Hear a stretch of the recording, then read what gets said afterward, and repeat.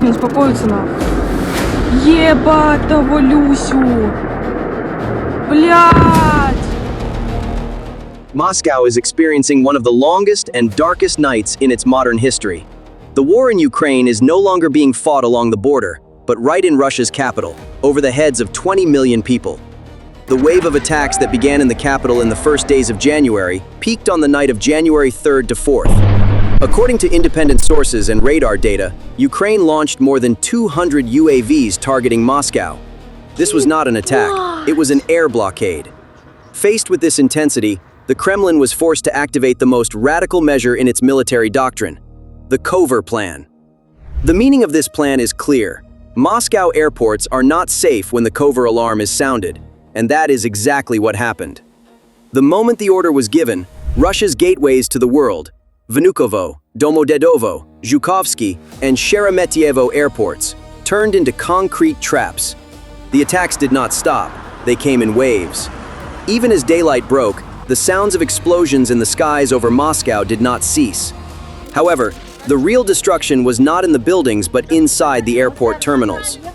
Moscow's airspace was closed not only to drones, but also to its own citizens. The timing of this crisis was also quite noteworthy. January is Orthodox Christmas and New Year holidays for Russia. In other words, we are talking about a period of peak passenger traffic. The fact that Russians faced such a crisis during this period intensified the situation even more. Huge crowds formed in front of the check-in counters, with passengers asking airline staff about the situation. A video taken by a passenger on their cell phone clearly showed the crisis situation at Moscow's airports. Since the first days of January, it is claimed that exactly 20,000 passengers have been stranded in Moscow terminals. These people cannot go anywhere because the planes are not taking off. They cannot return to the city because the roads are reportedly closed due to weather conditions. The terminals are a scene of chaos. Hotels are full, VIP lounges are overflowing. There is only one option left, to spend the night at the airports. Airport management may be unprepared for a crisis of this magnitude. This is a possibility that deepens the crisis at Moscow airports. But there is only one message that remains unchanged on the screens: flight cancellation or continuous delay. The situation is particularly tragic for transit passengers. Without visas, they are likely prohibited from leaving the terminal and entering the city. These people are stuck behind passport control, in limbo. No showers, no beds, no fresh air. These 20,000 people are thought to have become victims of the crisis created by Putin's air defense war. For them, Moscow airport is no longer a transportation hub, but has turned into a labyrinth with no exit. Mayor Sobyanin may give victory speeches saying, "We shot down 30 drones, we shot down 50 drones." The Russian Defense Ministry may say everything is under control, but for the passengers stranded at Moscow's airports, there is no control whatsoever. For them, the state may have become not a protective force, but a wall that imprisons them in the terminal, leaves them hungry, and withholds information. The crisis also has a massive financial and operational dimension that is invisible, but is eating away at the Russian economy. The graphs on Flight Radar 24, showing planes circling over Moscow with dwindling fuel reserves, were not surprising. Reports that planes unable to land in Moscow and diverted to Nizhny Novgorod, Kazan, and St. Petersburg filled the parking lots at those small airports were also to be expected. Closing airports is not just locking a door, it is toppling dominoes. Over 500 canceled flights. If you think the cost is limited to ticket refunds, you're mistaken. Hundreds of planes were unable to land in Moscow due to the Kover order while in the air. Diverting these planes to alternate airports costs billions of rubles. However, the parking areas at these small airports were full, their capacity exceeded. Planes were stranded on runways and taxiways. Passengers couldn't be disembarked for hours because there were no boarding bridges or buses to transport them. Worse still is crew scheduling. In aviation, pilots and cabin crews have legal flight time limits. The shifts of crews waiting in Moscow's skies or landing in other cities have likely been exceeded due to delays. So even if the airspace were to open now, it might be impossible to find a crew legally allowed to fly those planes. Canceling one flight can cascade and disrupt the next 10 flights for that aircraft. Russian airlines, already struggling with sanctions and a spare parts crisis, could now be on the verge of operational bankruptcy. Fuel costs have doubled, ground services have collapsed, and cargo transportation has stopped. Moscow is the logistical heart of Russia, and right now, that heart is in arrhythmia. This crisis will likely lead to the logos of Russian airlines such as Aeroflot and S7 and falling stock charts.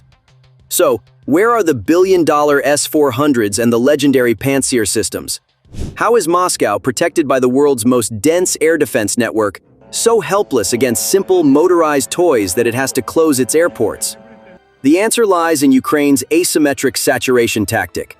First, Russian radars such as the 96 L6E and Nebo SVU are designed to detect massive bomber aircraft and ballistic missiles.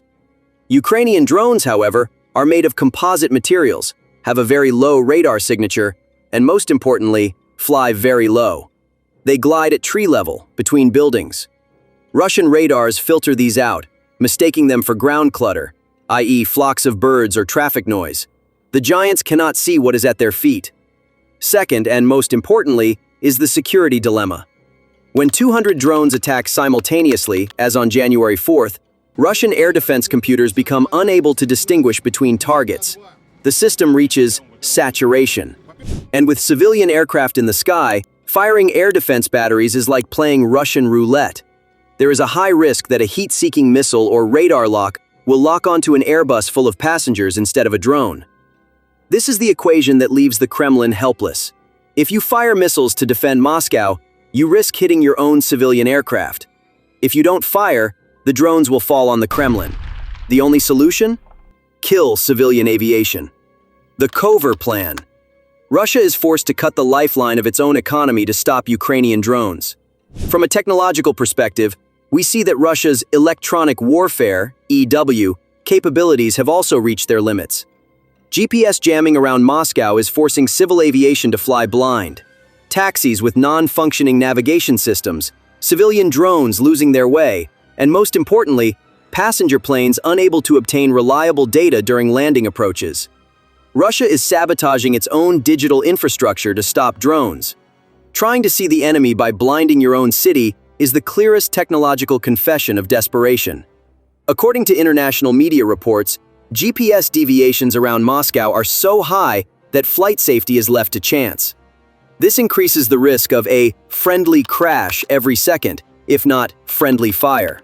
The inadequacy of air defense systems leaves the Russian command in a deadly dilemma, the short blanket problem. Russia's air defense systems are limited.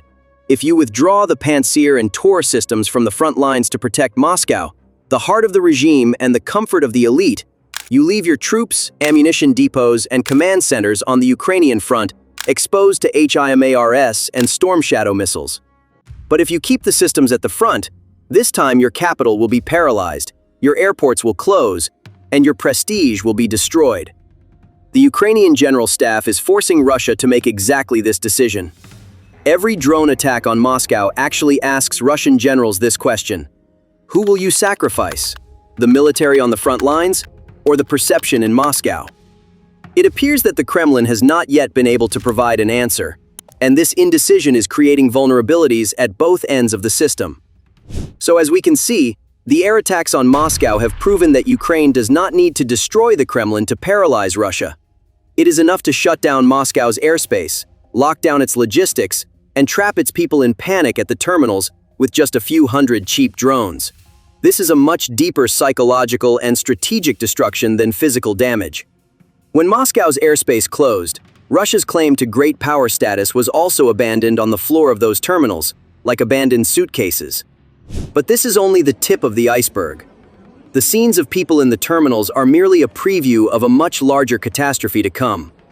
The truly devastating impact of Moscow's skies closing is felt not in the passenger lounges, but in the cargo hangars and Russia's sensitive supply chains.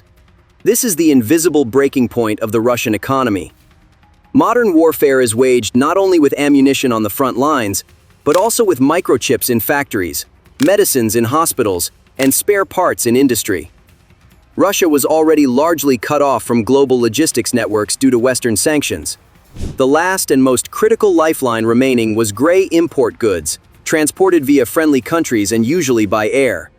Semiconductors, vital drugs such as insulin, critical sensors for industrial machinery, These arrive by plane, not by train. Because they are high value, small in volume, and critical in urgency. Moscow airports are a massive hub, managing over 80% of Russia's air cargo traffic. The lockdown of the cargo terminals at Sheremetyevo and Domodedovo, due to the Kover Plan, means that the vital parts needed by Russian industry cannot enter the country. This situation creates a complete supply chain choke. It doesn't take thousands of missing parts to halt an assembly line at an aircraft factory. It's enough for a single electronic control board to be stuck at Moscow customs, waiting in the hold of a cargo plane that can't land. If that board doesn't arrive, that plane doesn't fly. If that sensor doesn't arrive, that tank factory can't produce. This is the genius of Ukraine's asymmetric strategy. Instead of spending millions of dollars on a missile to hit a factory, block the logistics artery that feeds that factory with $500 drones. The result? Even if the factory is physically intact, it will collapse operationally. The ripple effect of this crisis has also spread to financial markets and the insurance sector. There is a harsh mathematical concept in the aviation world called the risk premium. The constant opening and closing of Moscow's airspace places Russia in the status of a high-risk war zone for international aviation insurance companies. Even if Chinese, Turkish, or Arab airlines want to fly to Moscow, insurance companies either cancel their policies or raise premiums to astronomical levels. This means that Russia is isolated not only from the West, but also from the East and South, effectively becoming a no-fly zone. This ban has been imposed not by NATO, but by Russia's own security vulnerabilities and market realities. The Kremlin is helplessly watching the economic collapse of the BRICS bridges it has tried to build through diplomatic channels due to this climate of insecurity in Moscow's skies. The psychological atmosphere created by this vulnerability is shaking not only ordinary citizens, but also the elites, the backbone of the regime. Moscow airports are the gateway to the world for Russian oligarchs, high-level bureaucrats, and generals. In an environment where private jets cannot take off and VIP lounges are unsafe, this untouchable class feels trapped for the first time. The moment your money, power, or connections cannot save you from a drone attack or a delayed flight is the moment loyalty begins to be questioned. History teaches us that authoritarian regimes begin to crumble when the elite feel, "We are not safe." Every explosion in the skies over Moscow echoes the question in the minds of the oligarchs. Is it time to abandon ship? This is a silent but deadly wave of panic behind the Kremlin walls. Moreover, the risk of this chaos spreading to Russia's interior regions is a nightmare scenario for the Kremlin. Moscow is Russia's nerve center. Paralysis here affects the nervous system of the entire country, from Vladivostok to Kaliningrad. Delays in airmail, the halting of banking document transfers, mean a slowdown in the central government's control over the provinces. In a vast geography like Russia, air transport is not a luxury, but a unifying cement. Ukrainian drones are cracking this cement. As regional governors see that Moscow cannot even ensure its own security, they may lose faith in central authority. This means the straining of the Russian Federation's federal structure and the rise of local initiatives. The weakness of the center accelerates the breakaway of the periphery. Ultimately, this crisis at Moscow airports is not a temporary glitch or a simple operational difficulty. It is concrete evidence of the overstretched capacity of the Russian state. Ukraine has achieved its goal of bringing the war deep into Russia, both physically and psychologically. Moscow's famous aura of invincibility has been crushed under the feet of weary passengers lying on the cold floor of Vnukovo airport. What Putin calls a special military operation has now become for every Russian citizen not the great homeland defense, but the great homeland chaos.